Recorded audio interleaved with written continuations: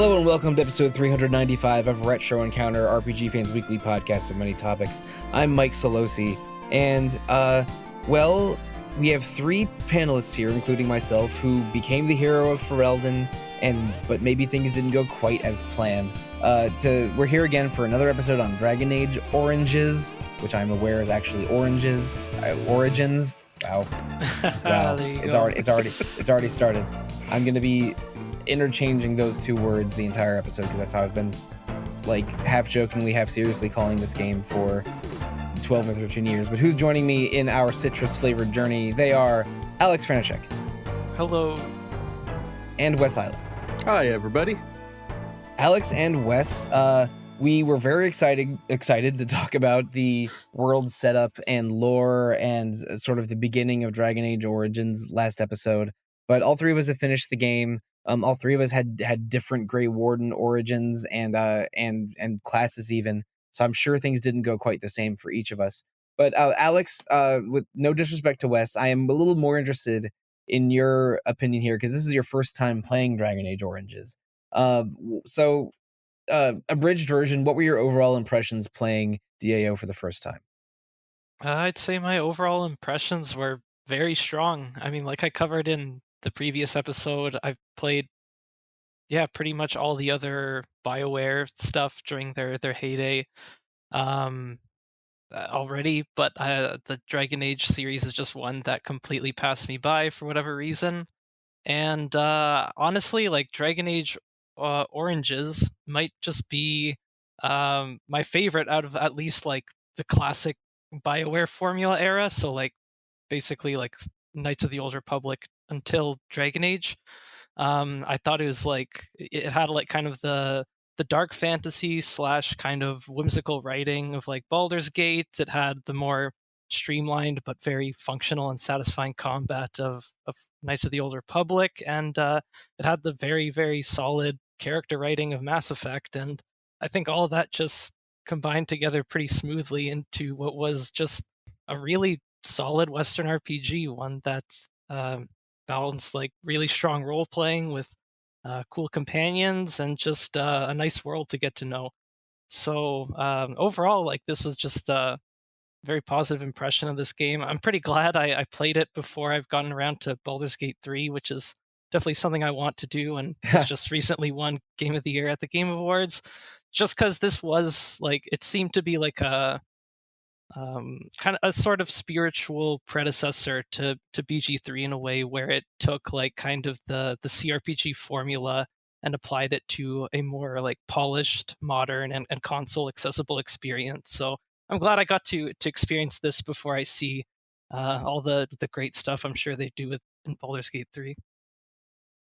Oh yeah, I mean, Larian Studios' Baldur's Gate 3 is, I feel like that's a game that's going to be written about because not only was it overwhelmingly popular and well written and satisfying in many ways, I also have not played it, for the record, but it had a very lengthy, sometimes troubled, sometimes overall impressive development history. So when the oral history of that game's development is recorded somewhere somehow, I would love to read it.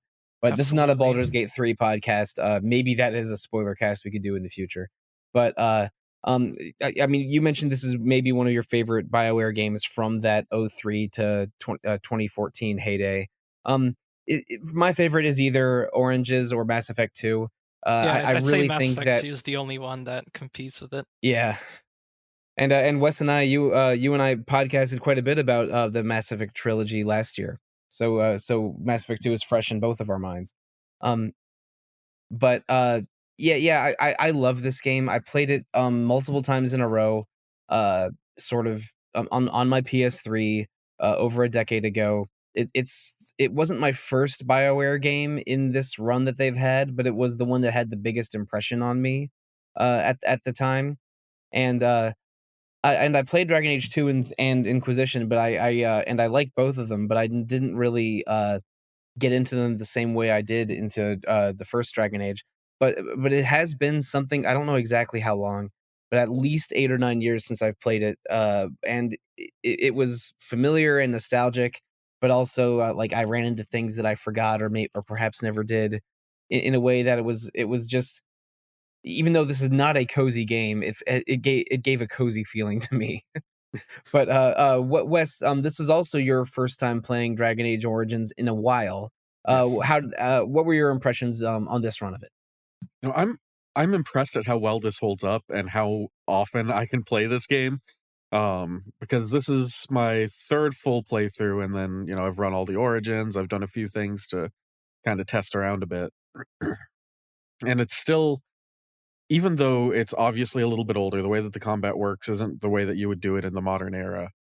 It still feels good to play, and the role playing remains the best role playing I've seen in a game. Baldur's Gate 3 comes close, but uh, actually feeling like I'm a character in this world and the way that I'm interacting with people is specific to my character. You have so many dialogue choices and so many different ways to approach everything, that nothing has really duplicated that for me since. And that might be the biggest strength of Dragon Age Origins for me, is that the Origins give you a unique feel for who your character is, and then they let you role play that out the rest of the game. Agreed. Yeah. Yeah, the like crafting your character backstory is something that you're always given the opportunity to do in a tabletop RPG, but rarely are able to do in a video game RPG. Mhm. And the Origins give you basically 6 pre-made ones that inform the entire game and affect the entire game, and they're just good.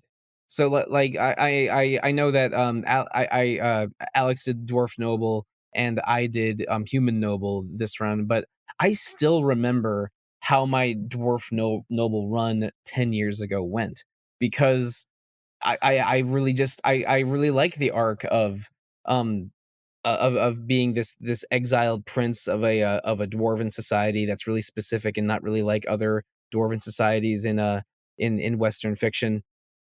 But also specifically my my dwarf actually helped the Prince Balin reach the throne, while Aleks, I think your dwarf noble did the opposite. Is that right? Yeah, I see. Sought brutal revenge on little brother Balin. Yeah, there's like 6 or 7 key decision points in Dragon Age Oranges that really shape the entire world and can be carried through all the way to Dragon Age Inquisition, which came out 5 years after this game. So it's not quite as thorough and streamlined and well connected as the Mass Effect trilogy. And I think that's mostly because like Dragon Age Origins development was so crunch heavy and sometimes difficult and delayed that I think parts of the game are held together by toothpicks and gumdrops. That's also, I think, why we haven't gotten a Dragon Age Legendary Edition. We tried to speak it into existence last week, but since like looking into it more, it's like, oh yeah, like Dragon Age 1, 2, and 3 are all in different engines, and probably a lot of DAO would have to be remade. Yeah. But they wouldn't like that. But yeah, they give you these pre-made origins, a lot of key decision points, a lot of really fascinating lore and scenarios, and things will go very differently for every individual playing the game, and it's you'll still see the repercussions in Dragon Age Inquisition. It's really good, and it makes me excited to maybe replay 2 and 3 in 2024. But that's speaking a little bit too soon. Let's go right into where we left off. We talked about all the introductory scenarios last episode, and we talked about the Circle Tower, which is sort of one of the 4 or 5 mid-game core quests. Let's talk about the Dalish camp and elves versus werewolves. This was my first quest that I did when I played this game for the first time in 2011-ish. So I remember it fondly for that reason, but I think this is also maybe one of the smaller of the main scenarios in Dragon Age Origins. So it's not a bad first one to handle. And it is that slightly predictable BioWare thing. It's like, okay, there's a mostly binary decision point. It looks like there's one good and one evil, but oh, the good one's not actually good and the evil one's not actually so evil. And if you have very high persuasion skills or do things in a certain way, then there is a way to have a a most evil route and a most good route, but nothing's totally satisfying or totally black and white. That's kind of how BioWare was writing games in the 2000s and early 2010s. But it's I think it's a very good one of those. It it made the werewolves. I mean, the werewolf character models are a little awkward, especially how they'll sort of bob up and down in their idle animations. But I think they were sufficiently brutal and grotesque looking while also being kind of like, cool, yeah, maybe I can have a team of werewolves. So without getting too specific into it, there's an elven village threatened by werewolves. You discover the werewolves were cursed, were humans given the werewolf curse hundreds of years ago. They're led by a lady of the forest. But it turns out the creator of the werewolf curse is the village chief. So you can choose to kill all the werewolves, kill all the and side with the elves, kill all the elves and side with the werewolves, or kill just the lady of the forest and the village elder to free the werewolves from their curse and get and then get a bunch of elves on your side, which is sort of the high persuasion check goodest option. So how did this scenario go for y'all? Starting with you, Wes. Yeah, I wanted to broker as much of a piece as I could, so I took that third route. It's kind of interesting because you start feeling for the werewolves partway through, because they've been through hell and back. But also at this point in the Dragon Age series, the Dalish elves are this like kind of rarity that you don't want destroyed because it feels like there's so few people, quote unquote, keeping the old ways. So they're both kind of compelling to try to help. Ultimately, I leaned a little bit more on the elf side. No real reason, just felt like it this playthrough.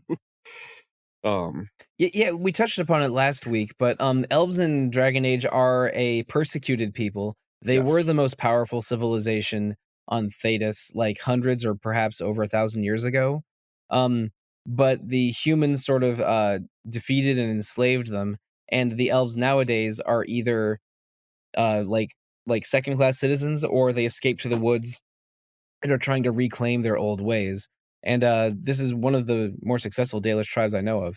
But yeah, the Dalish elves actually have a more prominent role in Dragon Age Inquisition, where you actually meet two of the gods that you see statues of in the Dalish village in Origins.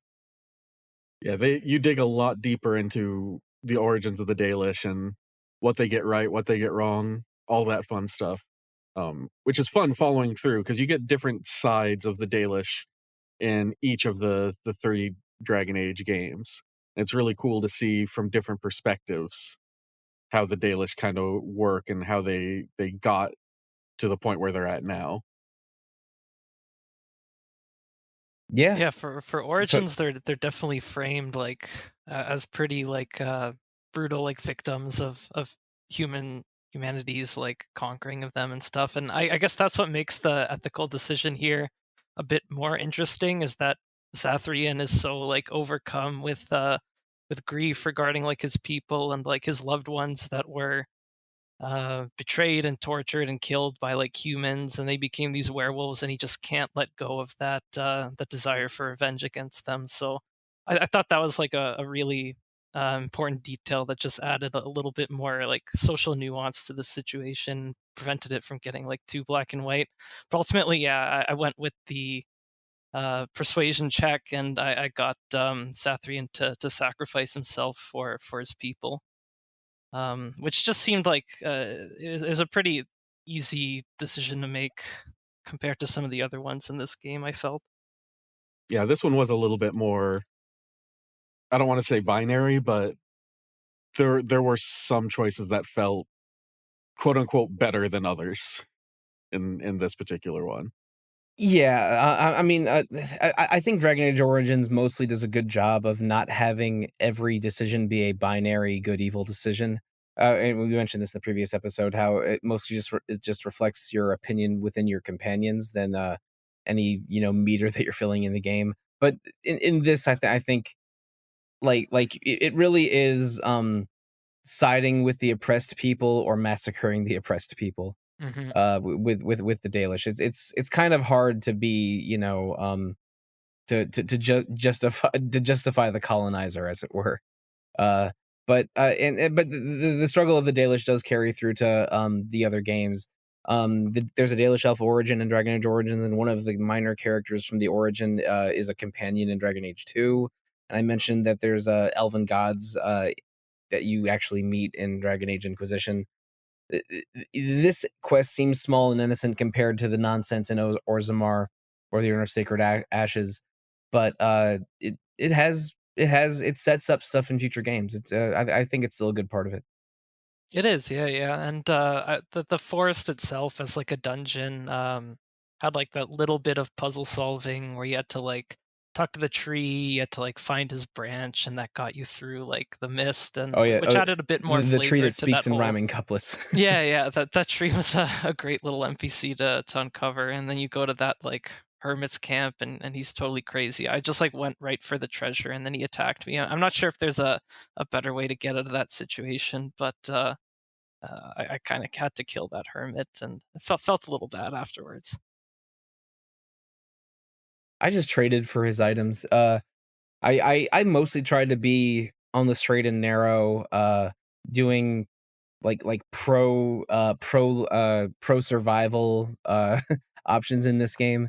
So like Wes, I did the third option of only killing Zathrian and the Lady of the Woods, but and but I didn't get to make every bloodless decision I wanted to, especially in the in the DLC, which we might talk about later. But anyway, that was the Dalish camp. Now I want to talk about the maybe my favorite part of the entire game, Orzammar and the Dwarven civilization. I mentioned that I love the dwarf noble origin. I love Dwarven society. It's so weird and specific and heavily politicized. Where there's where like it's they're probably less sexist than most other societies like this in fiction, but also like more classist than anyone. And there's murder in the street, but also a lot of political machinations. It's like almost if a modern democracy was combined with like a modern crime syndicate, but otherwise a sort of but otherwise it's mostly a meritocracy. It's so weird, that, and I kind of love it, and I just love the drama of Orzammar. That there's two people vying for the throne after the Idukan king passed away, sometime after the dwarf noble origin, and that your choices are Lord Harrowmont, who was the king's close friend, and Prince Balin, who was the youngest of the three children of the previous king.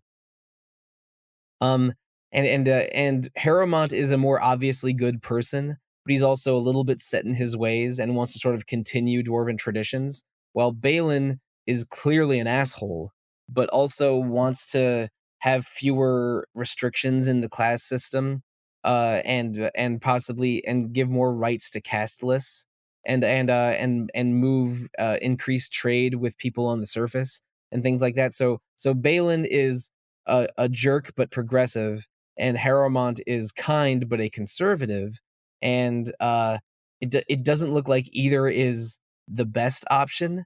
And this time around, again, I was playing a human. I went with Balin just because I think he creates a more interesting future for the dwarf civilization. And but you have to do a couple tasks for whichever one you choose to support, including shutting down some criminals in the dwarven sort of low city.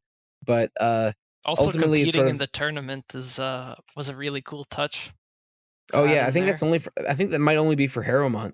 Oh, that's only for Harrowmont. Oh, okay. Yeah, for Balin, he has you explore an optional corner of the Deep Roads, to expose a mistake that Harrowmont made, where Harrowmont promised the same lands to two different noble houses, and Balin realizes Harrowmont's mistake and jumps in on it. So you have to find the documents, basically cheating the other two houses.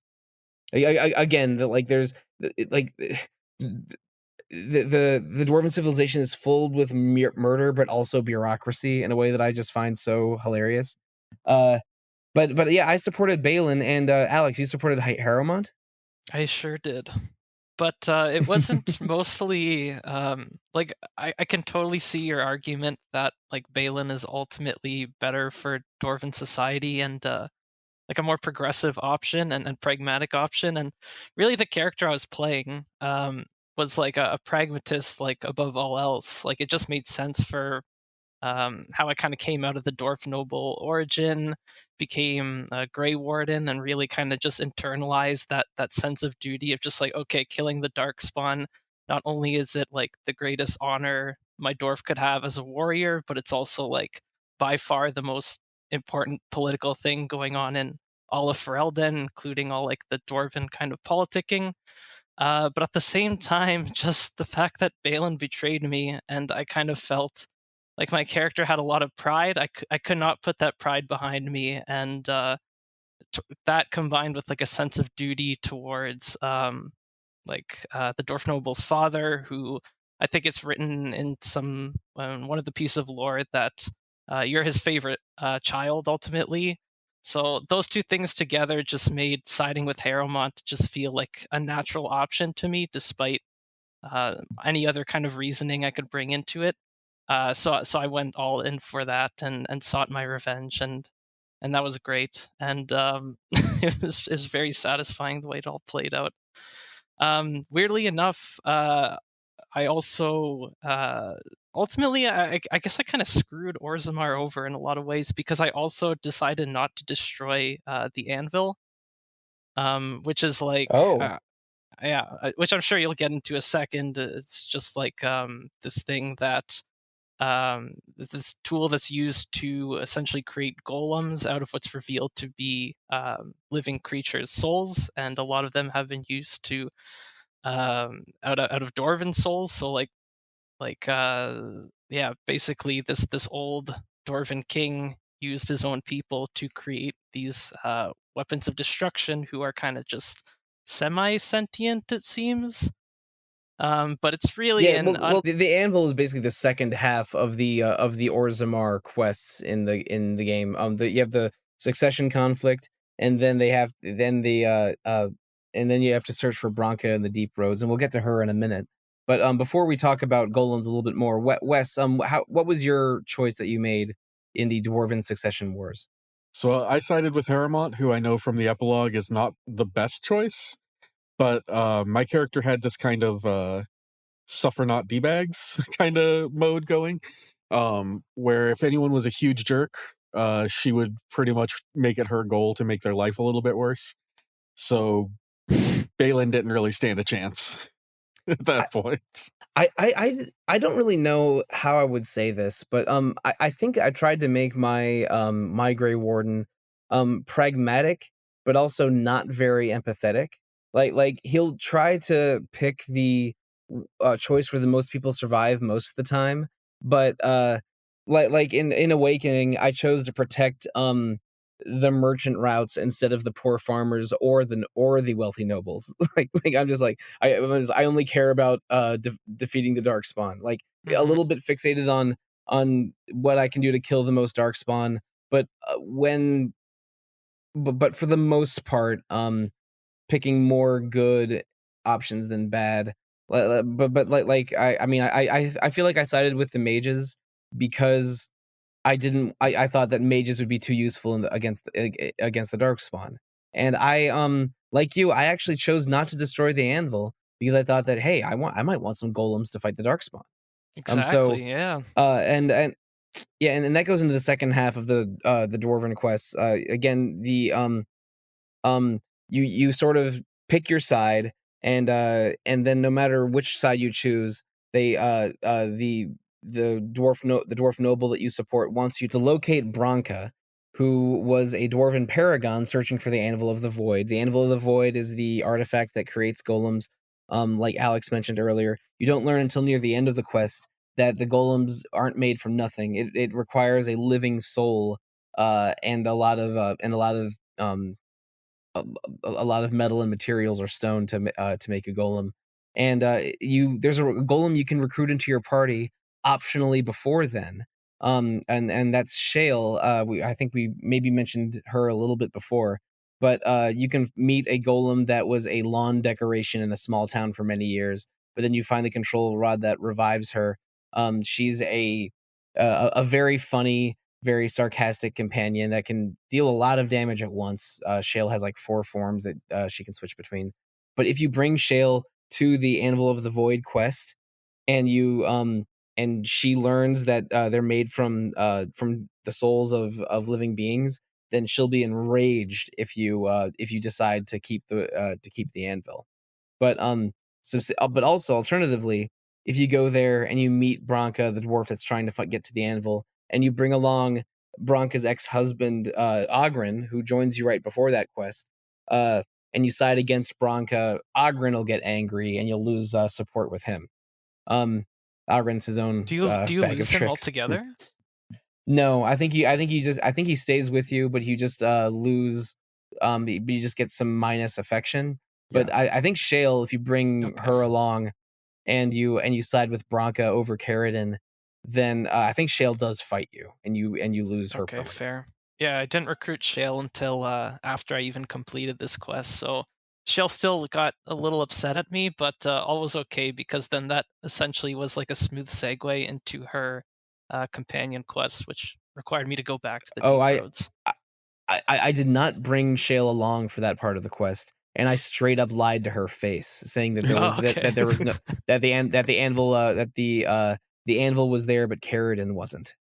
Okay, I did tell the truth, so I guess that's some moral points for my character. No, I wanted Shale on my team, but I also wanted more golems for the Darkspawn. Again, so I guess I'm the only one who destroyed the anvil, huh?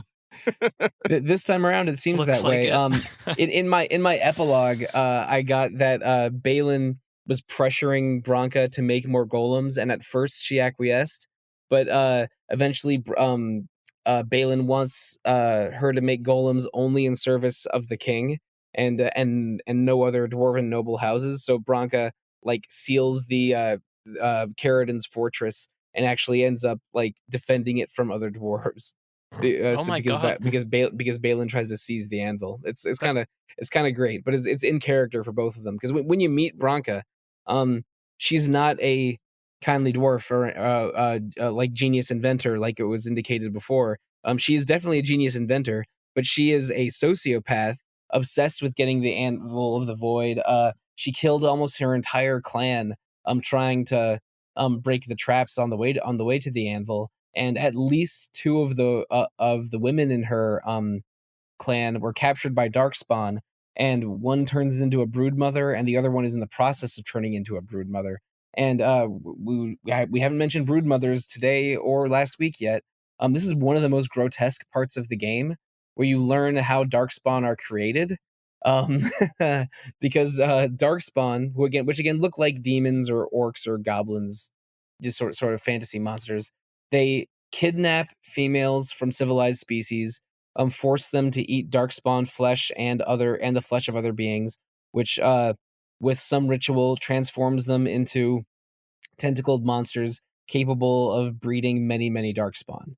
And so you fight one of them just before it was sort of in the middle of the Deep Roads quests. And it's gross and Yeah, that was disturbing.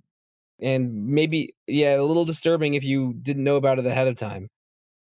And especially since you fight one that's a fully grown broodmother, but you meet another dwarf that was Branka's lover. Apparently, Branka was a closeted member of the LGBT community.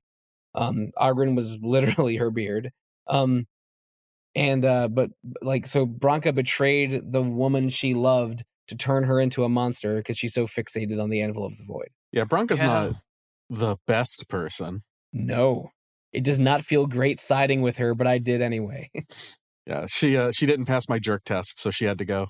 Yeah, Branka's still alive for me, but it's partly because Ogren was also in my party. It was partly because I was a dwarf and she was a paragon, so it felt like I should have like more respect for that aspect of the culture. But yeah, in the end, I feel like I really did my own city a little dirty. Hey, I wanted to save the dwarves, but I also wanted golems, so my choices were clear. But and using those I- golems at the end of the game were quite fun, gotta say. yeah, when you get recruits, at the end of the game, I think golems might be the strongest ones. I just kept pressing that golem button, and none of them even ever died. They were just very useful, living battering rams. But anyway, that's the Orzammar section of the game. The one we haven't talked about yet is Redcliffe, sort of the human city that you support, and it sort of is two combined quests as well. The Arl of Redcliffe, which again Arl, Ban, Tarn are all sort of just made up names for lords. The Arl of Redcliffe is Alistair's guardian from many years ago, so he's familiar with that city. It's under siege from undead. You need to protect the city from one wave of undead, then sneak in in the cover of night to get to the root of the problem. The root of the problem ended up being pretty fascinating to me, actually. The young boy, the Earl's son, has the talent to be a mage. So, but the Earl's wife did not want to give up her son to the Templars and become a secluded mage for the rest of his life. So she secretly had him tutored by an apostate mage who's in the mage origin. So Wes, I'll ask you about that in a moment. Yeah. But basically, the young boy loses control of his powers, becomes the thrall of a demon, and the demon's the one that's been summoning undead in Redcliffe. So your first order of business is resolving the possessed child part of the Redcliffe quests, and the second part is curing the illness of the Arl of Redcliffe, who was poisoned by the mage tutor of the boy. But that mage tutor character is a minor character in the Circle Mage origin. So Wes, did you have different interactions with that character? What's his name? Jowan? Jowan, yeah. Yeah.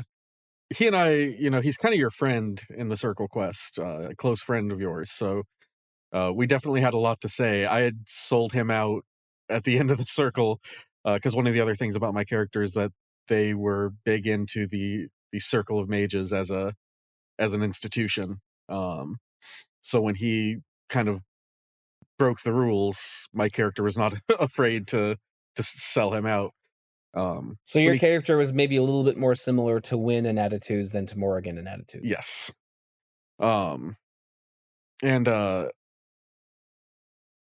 When you meet up with him again, he was not happy to see me, and then he very quickly turned to happy to see me once he realized he might die, and I was the only one who could save him. So I went like a little bit of a softie and let him go, but told him never come back here. Here you will die if we see you again. Yeah, there's a lot of ways that part of the quest can play out, and they're all pretty interesting.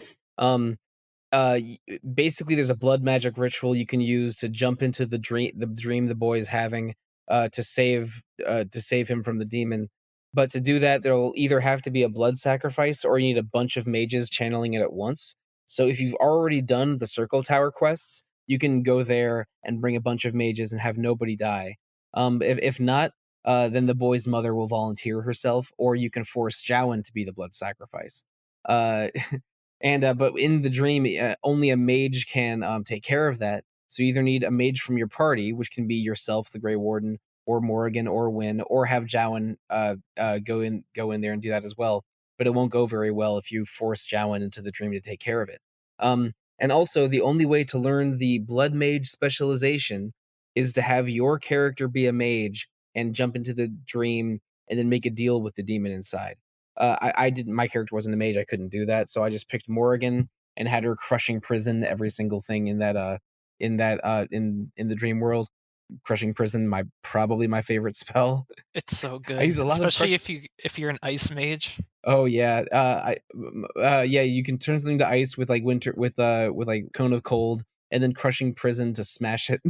So So, fun. they expand on those systems with magic interactivity in Dragon Age 2 and Inquisition. And then Larian, who we mentioned way earlier in the show, did some pretty impressive stuff with interacting magic and elemental systems in Divinity Original Sin 1 and 2 that carried into Baldur's Gate 3.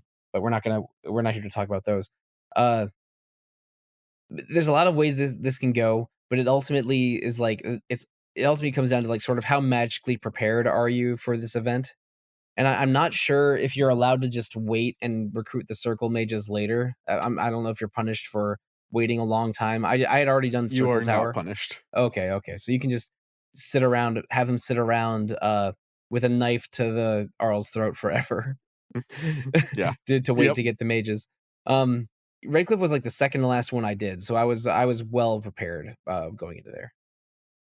Yeah, Redcliffe was my first one that I did, so I didn't know any of this stuff about like the circle of mages being able to come into the play at the end here. So when Isolde offered to sacrifice herself, I'm just like, yeah, okay, sounds reasonable. Sounds like Sounds a good great. solution. And yeah, then I sent Morgan in, and yeah, got through it like that. But I think choosing that option gets you a lot of hate from some of your companions. I don't think even Morgan liked it because I forced her to go in and deal with the problem. So yeah, it was not a super popular decision with my companions, but it sure got the job done. Yeah, I was able to have a bloodless solution. Unfortunately, I couldn't unlock Blood Mage myself, so I'll have to unlock it for the first time in a possible future playthrough. And again, I played this game originally on the PS3, and now I'm playing it on PC, so I don't have all of my goodies unlocked. Oh, and I think I mentioned I was confused why I didn't have the Blood Dragon armor unlocked in this game, because that's normally free armor that you get for with any of the expanded versions of Dragon Age. It's attached to the servers. So because the Oh, Dragon Age Origins servers are down, they can't perform the handshake required to unlock the Blood Dragon armor. that's interesting. So yeah, unless you have it in a save on an older version of the game, I don't think there's a way to get it anymore. That must have But been how I got I got away with it. yeah, but I didn't have it. I probably still have it if I do a new file on the PS3, but I don't think I can get it anymore now. But even though the servers are down, you can still import a save from Dragon Age Origins into Dragon Age 2 as long as they're on the same system, which I looked into because I am very interested in perhaps doing a playthrough of Dragon Age 2 now. Yes. But anyway, that's how the first half of Redcliffe goes. But the Arl of Redcliffe is still incapacitated at the end, and can only be cured with a pinch from the Urn of Sacred Ashes, which is the sort of last of the mid game quests that we're here to discuss. You start out by hearing about this urn that a bunch of knights from Redcliffe and Denerim were sent to find. There's a scholar named Brother Genetivi who has been looking for the urn for his whole life, but he's gone missing. So it's a mix of following the trails of these knights, following the trail of Genetivi. It leads you to a very small village called Haven that has a cathedral at the end of it, and then you learn basically slowly that the Urn of Sacred Ashes, which is the remains of Andraste, the prophet of the Chantry religion, were stored in a holy site in the mountains, and Haven was built around it to guard it. And either the maker or a mage or someone summoned a dragon to guard the urn so no one would ever touch them. And the village of Haven were the caretakers of this temple and this dragon. But over the centuries, the villagers of Haven started sort of like moving away from the teachings of the Chantry because they were so isolated. And instead of having a female dominated church, they started having male dominated church officials, and they started worshiping the dragon instead of the urn. So over again centuries, this one offshoot of the Andraste church became sort of a cult, a dragon worshipping cult. And so when they find out you're looking for the urn and looking for Brother Genetivi, the villagers become hostile. You have to fight through a bunch of cultists. You eventually find them raising drakelings. You have the option to fight a dragon, but it's strictly optional. Although the rewards are very good, I recommend fighting the dragon if you're high enough level. And the last hidden specialization in this game is if you decide to side with the cultists, and instead of kill all the cultists, they let you drink dragon blood and unlock the Reaver specialization for warriors, which is sort of a dealing more damage at the expense of health kind of job class. So you told us a little bit before we recorded, Aleks, on on what you did. But first, I'll say what I did. Because um my warden was interested in just safely reviving the Jarl of Redcliffe and basically believes in the holy power of the Chantry, and also because I had Alistair, Wynn, and Leliana with me, I just I went with the pro Chantry, pro Andraste options. I killed the cultists and found the urn. But the alternative option they give you is you have to fight through a bunch of cultists first, and then you speak to the leader of the cultists, and he says, "All right, if you go find the urn through all of these trials and traps in the urn's hiding place, if you mix some dragon blood in with the ashes to corrupt them and make the urn's power our power instead of a holy power, then we'll teach you Reaver stuff and give you anything else you need." So it's basically siding with a cult to corrupt a holy relic of the Chantry Church. Is the other option given to you?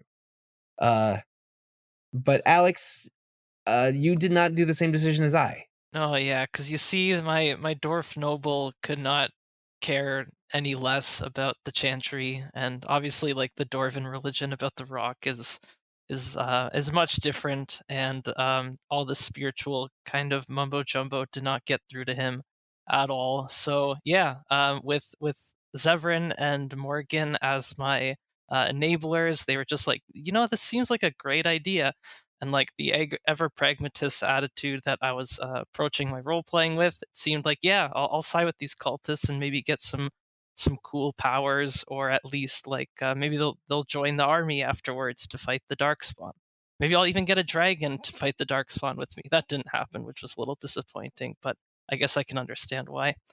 But yeah, Alistair was also with me, and he got a little upset about the idea, but with a little persuasion check, he was ultimately okay with it. I think I lost some character points with him, but not too many. I'm not sure what would have happened if I failed that persuasion check. I wonder if he would have left me.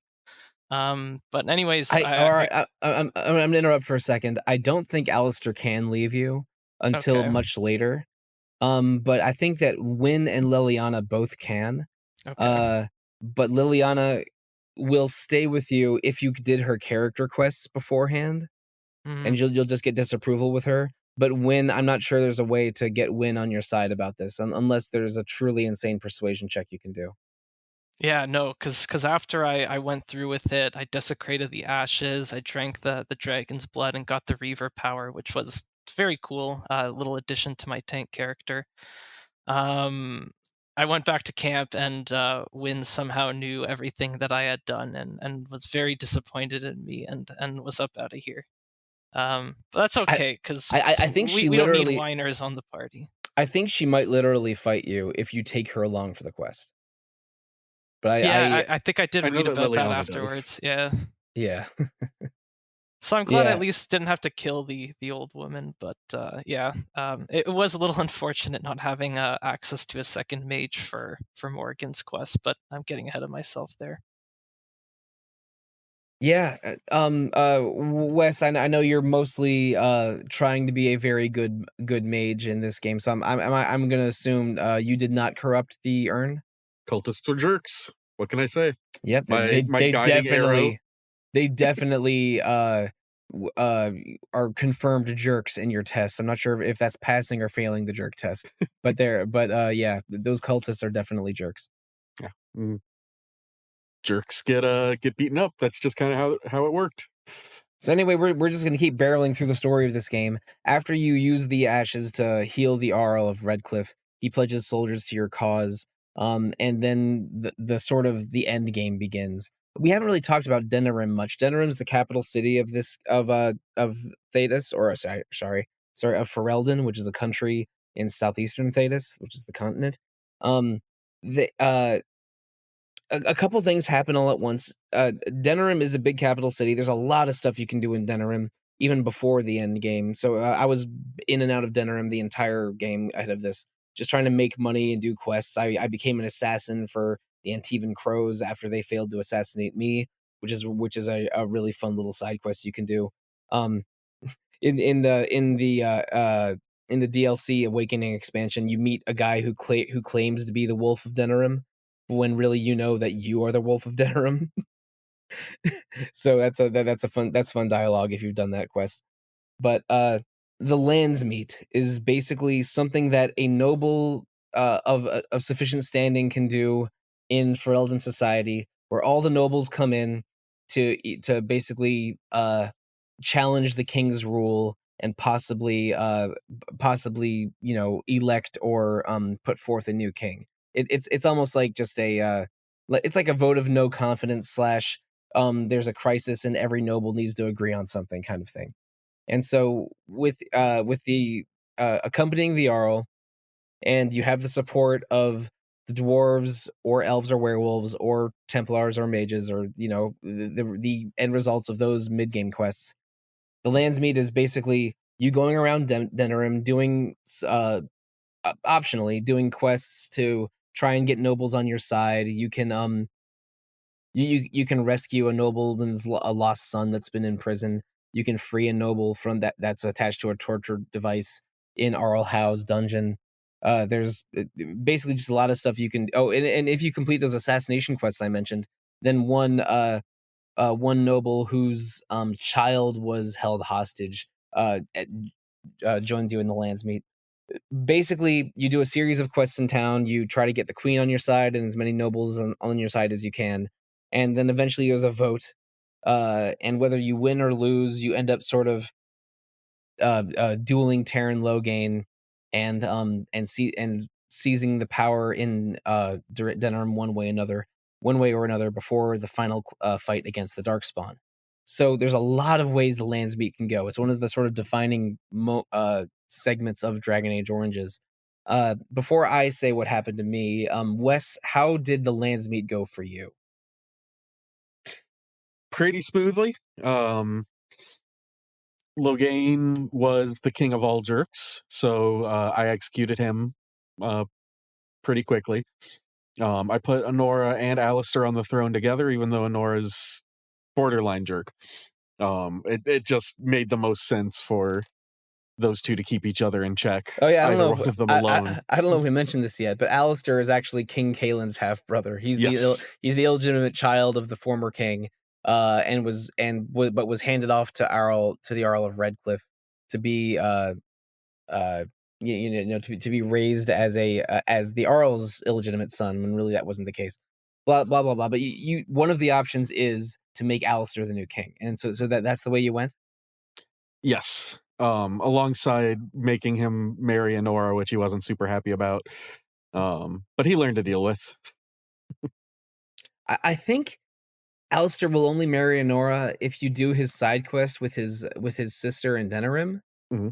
But it might be that you don't need to do that, and he'll just be more amenable to it if you do that side quest. I'm not sure exactly how it goes. Yeah, I did that side quest, so I'm not sure. Yeah, I think you do have to do the side quest. They call it hardening Alistair. Is what I was reading about. And yeah, Leliana also has an option to be hardened, where you her companion quest is meeting the former normal or Legion noblewoman that employed her.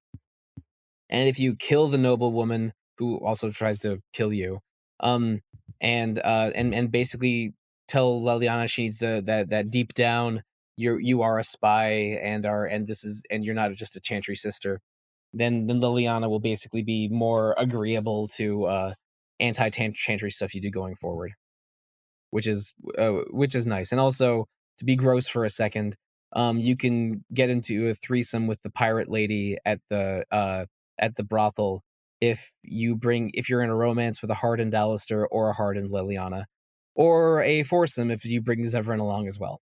So yeah, didn't have to do anything to Zevran to get that option, I bet. Correct.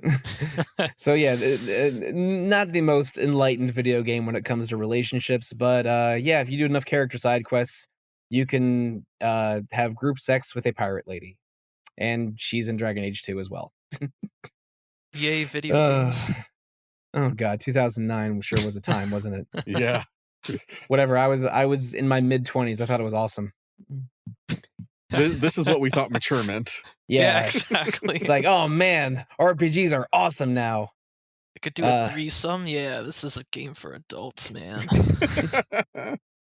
Rated M for mature. Oh yeah.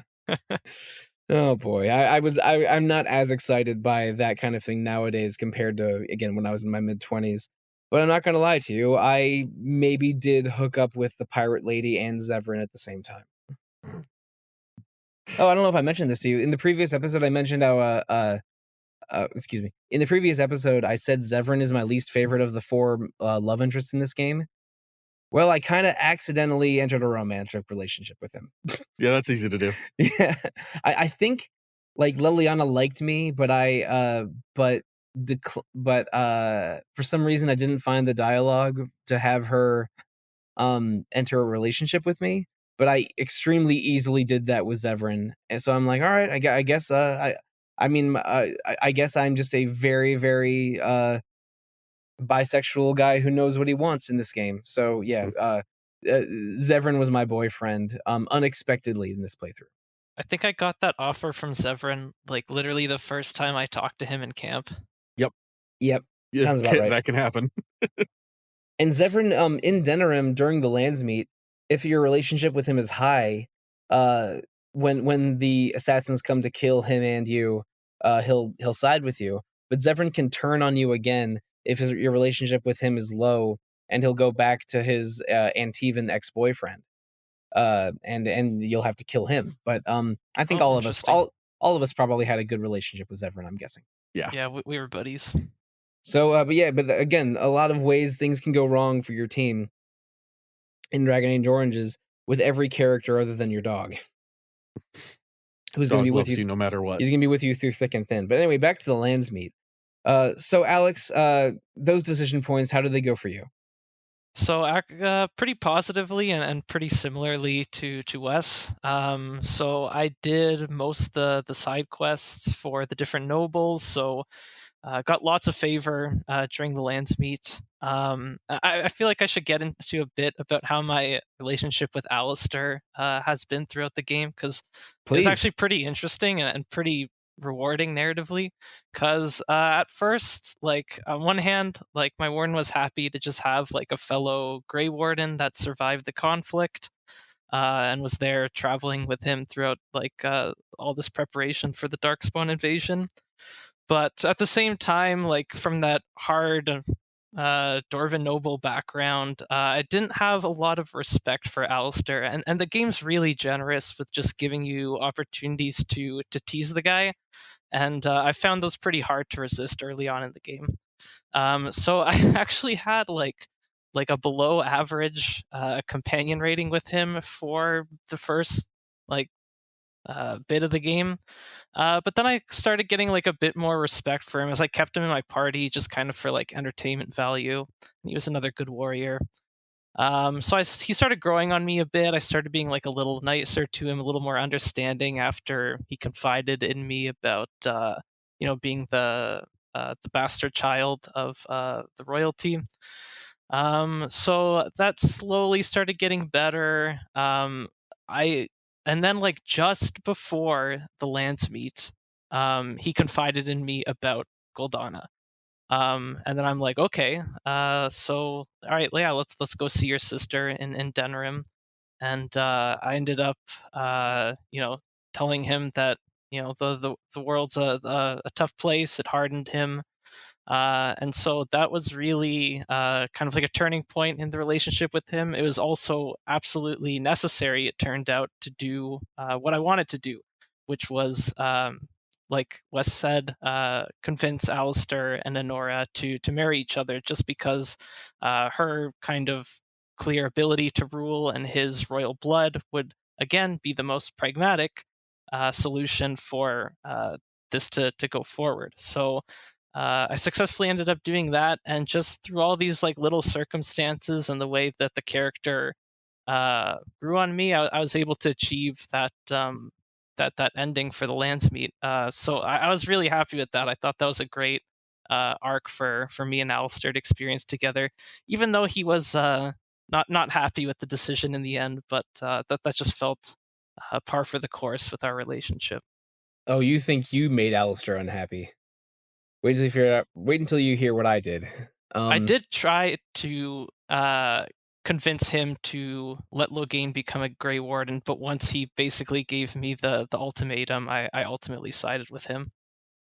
Well, what I did was my feeling was as a fellow pragmatic Grey Warden was that the person that should rule is Honora. She's a bit of a jerk, but she's a good queen. She's good at the political game. She's good at running a kingdom, and everyone knew that when she was married to Kaelin, even though she did love Kaelin, Kaelin was more into the pageantry of being a king, and she was more into the practicality of being a queen. Hmm. So my feeling was Honora should stay queen. Also, um, Loghain is a valuable asset as well. Like he was a brilliant general who was the best friend of King Merrick and was a commoner that was made into a noble purely through effort and ability. So he would be an asset against the Darkspawn.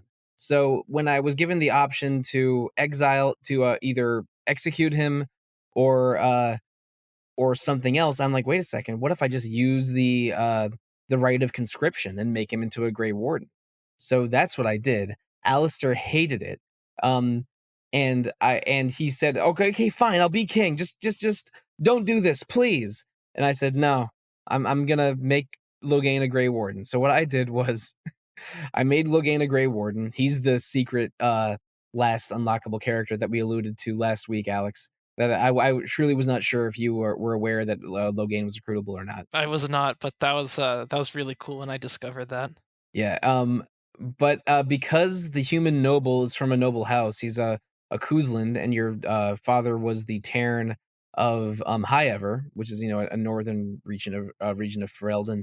I married Honora, exiled Alistair, and made Loghain made Loghain my general. So if you have the human noble origin, you can marry Honora. And That's so cool. I've never done that before because I never carried a human noble origin all the way to the end game. The 4 times I played the game 10 years ago were a mage twice, a city elf once, and a dwarf noble once. So yeah, I became king, exiled Alistair, and Loghain basically replaced Alistair in my party.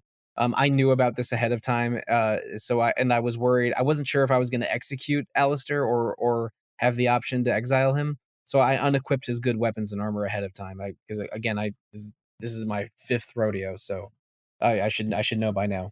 And Loghain was my tank for the final conflict.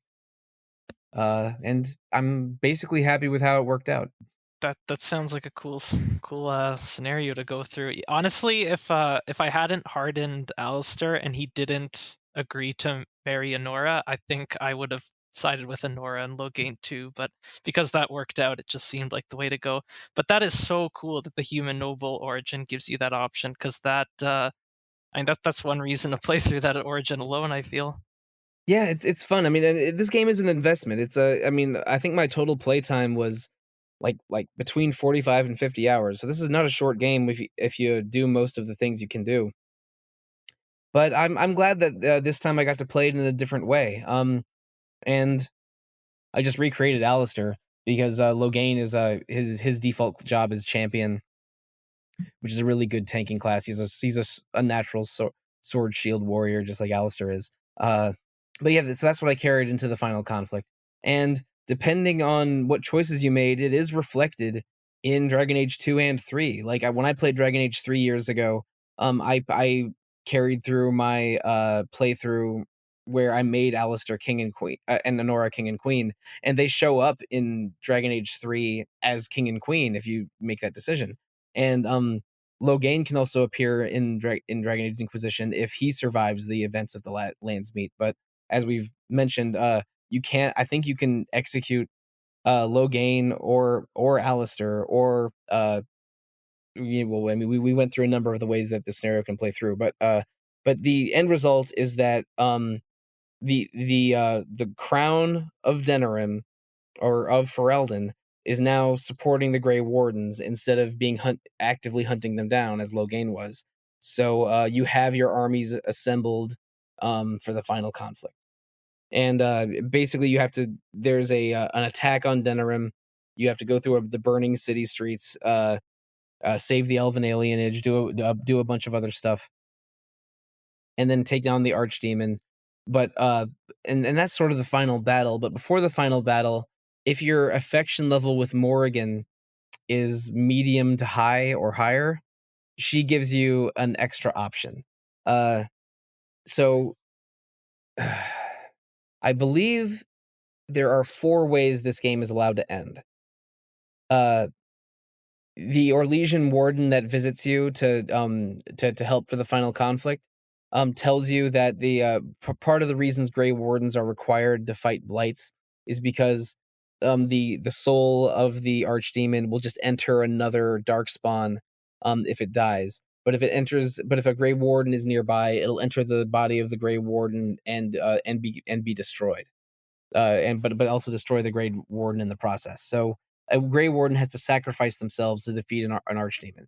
So the 4 endings that are allowed in this game are the player character, the hero sacrifices himself, Alistair sacrifices himself, Loghain sacrifices himself, or if you have a good relationship with Morrigan, she will do a dark ritual where she has sex with either the main character or Loghain or Alistair, conceives a child, and the child inside of her will absorb the soul of the Archdemon, which is weird, but can happen. And if you choose that option, you'll even meet that child in Dragon Age Inquisition.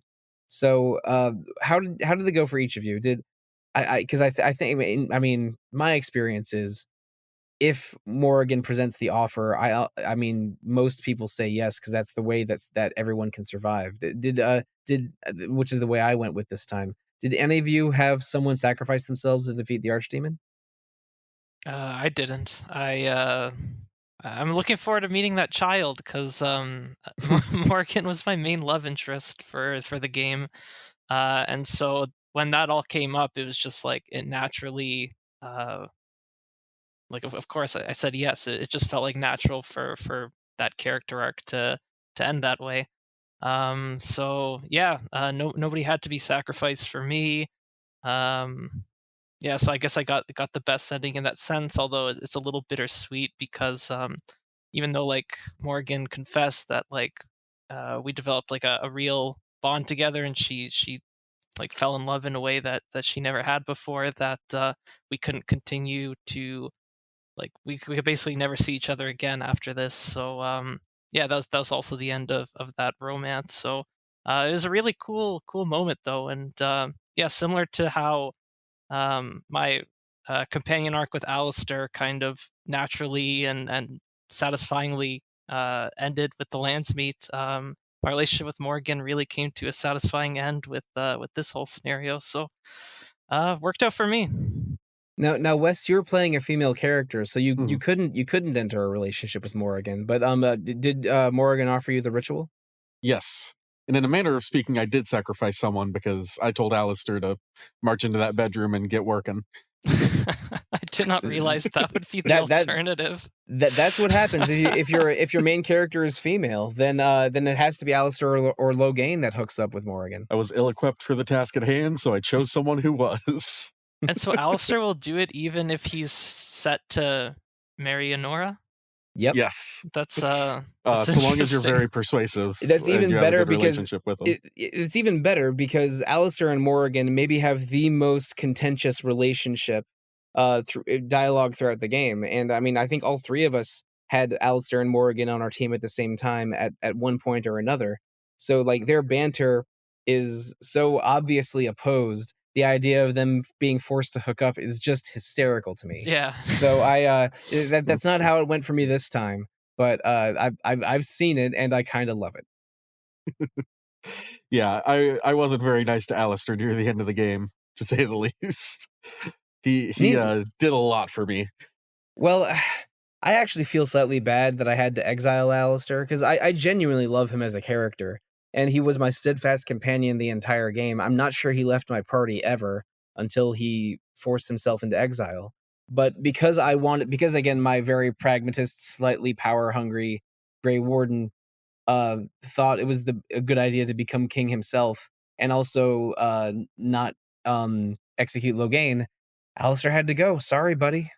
But like, you've been good to me the whole game, but you had to go. But yeah, that's how Dragon Age Origins ends. You become the hero of Ferelden in one way or another, whether you sacrifice yourself or someone else does or nobody does. And then you get a nice meaty epilogue with a lot of basically just a lot of sort of epilogue paragraphs under static backgrounds I love telling those you, things. yeah, telling you of how it went for every scenario and most of the characters you interact with. Like, this is my favorite part of every Suikoden or Fire Emblem credits, seeing what happens to each character in the post game. But did any of you have a side quest or a character moment or anything that was expressed in the end game that you particularly enjoyed? I'll go first. I have one. Um, I love the dwarf smith girl that wants to be a mage. Oh yeah. Yeah, it's sort of adorable. She knows she can't be a mage, but she's so fascinated by magic that she just reads every book on magic that she can find. And if you've completed the circle magic the circle tower quests, you can offer her to become basically a scholar at the magic tower. And First Enchanter Irving is interested in it, so he says, "Sure, why not?" And basically she becomes a very successful magic scholar, even though she can't use magic herself, and writes some illuminating texts on the use of magic and enchanting and rune enchanting, which I thought was a very, very cute, satisfying resolution to that little tiny quest line in Orzammar.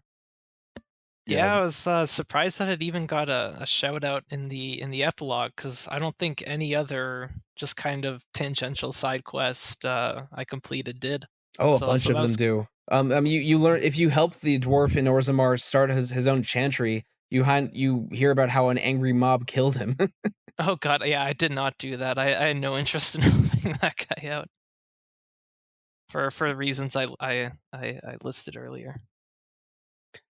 I it's kind of a weird answer, but I love the Orzammar um, epilogue if you sided with Harrowmont, because you find out that his rule broke down pretty quickly, and Orzammar is kind of in a weakened position thanks to putting Harrowmont on the throne. And Harrowmont seems like the right choice, the good guy choice, the one to keep a real jerk off of the throne. But I like that idea that what feels right isn't necessarily what's right. There's more to it than that. That is And classic. that's That is classic BioWare. The option Mm. that seems good actually is not as good as you think. The option that seems bad might have a better outcome. Like they don't always flip the script on you, but BioWare, I feel like it's almost like in a cheeky winking way. Their writing yeah.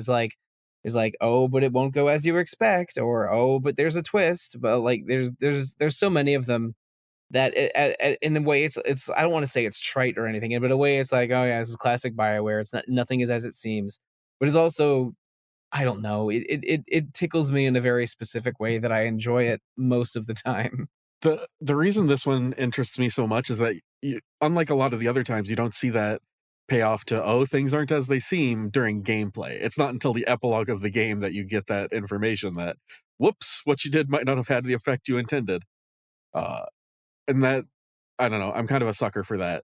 Uh, we're just gonna throw you feeling a little bit down about your decision at the very end of the game while you're feeling as accomplished as you possibly can. I don't know. There's something about that appeals to me as a storytelling device. It doesn't necessarily have to be an epilogue moment, but Alex, was there a side quest or side activity that gripped you in any way?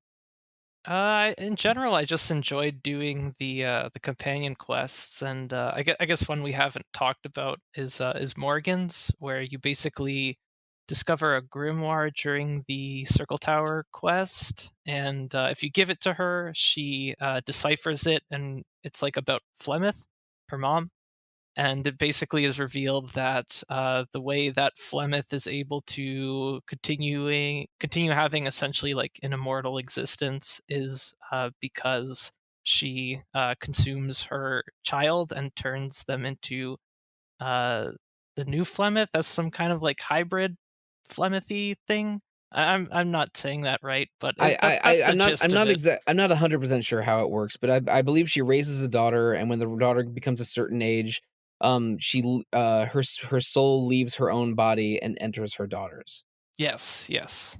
Yeah, so the soul of Flemeth lives through all of Flemeth's children, and Morgan did not like the sound of that, so she basically asked me to go kill her mom without her there, and me being the solid romantic partner, I said yes.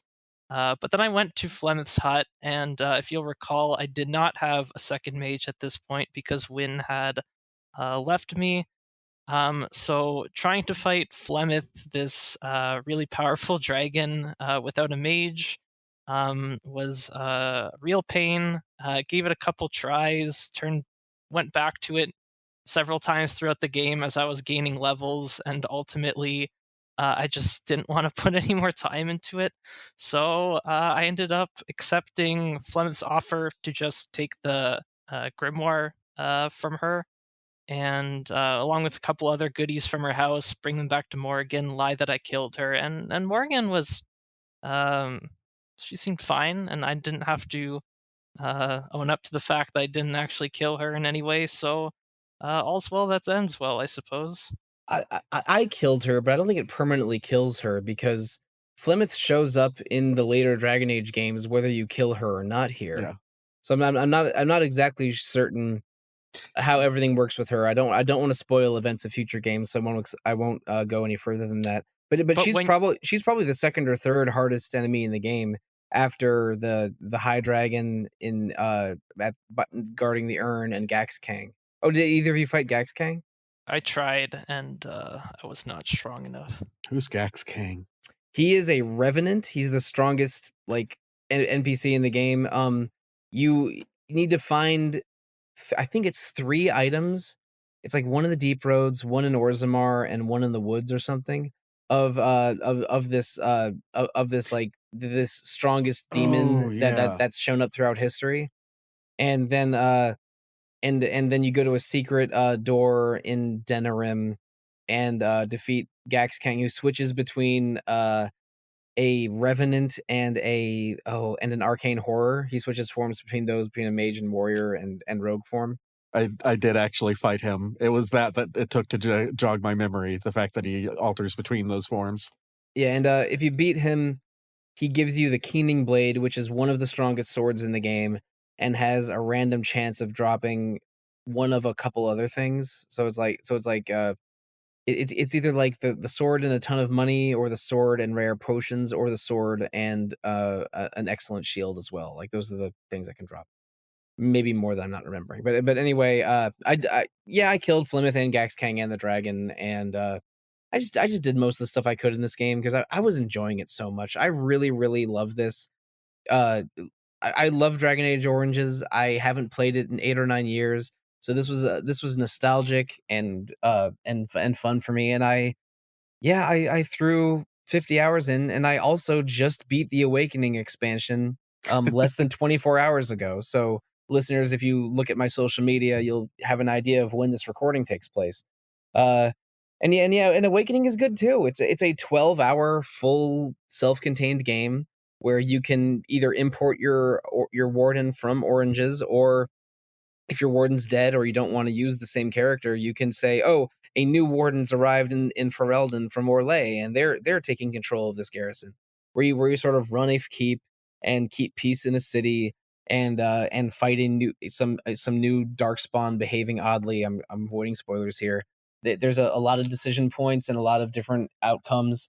I actually unexpectedly had to fight one of my own companions at the very end of the game, which was a surprise. That had never happened to me when I played Awakening years and years ago.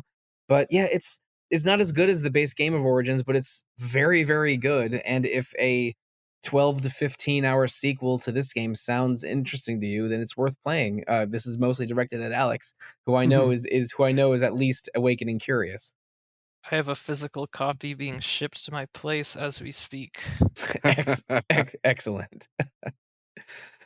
But listeners, we're not going to do an episode on Dragon Age Awakening. I think there is a non-zero chance we have a follow-up episode with the same crew for Dragon Age 2, because I mean, we spoke a little bit before recording. All three of us are very interested in playing more Dragon Age in the next few months. So I think we're going to do like one episode on Dragon Age 2 a couple months from now, because that is something that all three of us are interested in. But I don't want to put words in your mouth. Does that sound good to y'all? Oh yeah. Yeah. All right. So I'm listeners, bought in. excellent. So listeners, you can expect some Dragon Age 2 content from us in the next few months, but I don't know exactly when that'll be. Let's talk about the future of Retro Encounter. We are doing an episode on Lunar the Silver Star next week. For the RPG Fan 25th anniversary, we're putting up multiple new reviews of Lunar the Silver Star on different versions.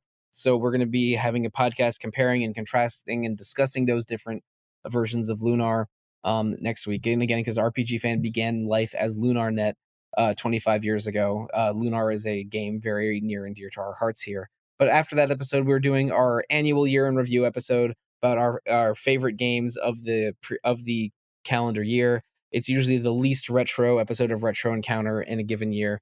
But we're going to keep doing it. And I already have some thoughts to share about your Traveler's Octopath and your Diver's Dave. So we'll see exactly how that goes. It has not recorded yet. But also not recorded yet, we have most of January planned out. We are doing 2 episodes on Super Mario RPG's remake that landed in November. And a bunch of people in RPG Fan have played it and are excited to talk about it.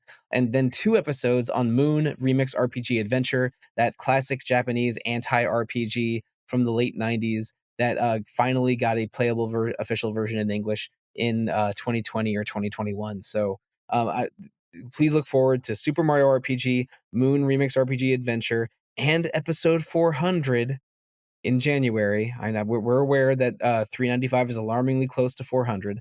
All of those coming in the next few months. But listeners, if you want to reach out to us as a podcast, the best way to do so is email retro@rpgfan.com. RPG Fan also has 2 other fine podcasts: Random Encounter every 2 weeks about randomness, Rhythm Encounter every 2 weeks about rhythmness. Please support all 3 of our podcasts, whether you listen to them on Apple Podcasts or Google or Spotify or however you prefer. We love feedback. You can also support RPG Fan as a site on Facebook or on Twitter, Instagram, Threads, Discord, YouTube, Twitch, all kinds of ways to support RPG Fan. But maybe the most direct way is to buy something at the RPG Fan merch store. If you go to rpgfan.com/shop, you can find apparel, coffee mugs, phone covers, all manner of things emblazoned with the RPG Fan Emerald Shield, including some very snazzy 25th anniversary limited edition items.